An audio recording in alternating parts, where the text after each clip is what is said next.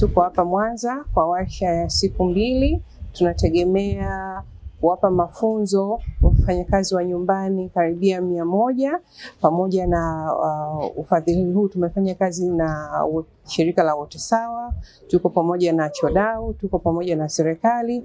Tumeona ni bora pia tuje Mwanza kwa sababu tunaelewa kuwa wafanyakazi wa nyumbani wako kila sehemu, na haswa katika miji mikubwa kama Arusha, Dodoma, Mwanza, pia ni wafanyakazi ambao wapo wanafanya kazi nyingi sana. Mradi wetu sisi upo zaidi katika kusaidia kuboresha utambuzi wa wafanyakazi wa nyumbani.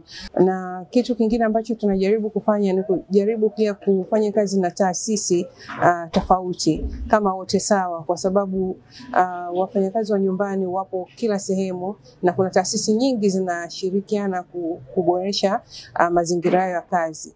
Kwa hiyo ni bora tukaunga juhudi za pamoja na hizi asasi nyingine kubadilisha taswira ambayo upo kwa wanajamii. Wanajamii wengi wanaona mfanyakazi wa nyumbani kama mfanyakazi tu wote, lakini hana stahiki zake za kazi, lakini pia zile kazi anazozifanya anaona ni kazi ambazo zinaweza kufanywa na mtu yote, lakini hazistahili malipo. Hata zikiwa zina malipo hazistahili malipo makubwa, kwa sababu kila mtu anaweza kufanya. Na miongoni mwa jitihada ambazo tunaendelea kuzifanya, tumekuwa tukitoa mafunzo kwa wafanyakazi wa majumbani nchi nzima.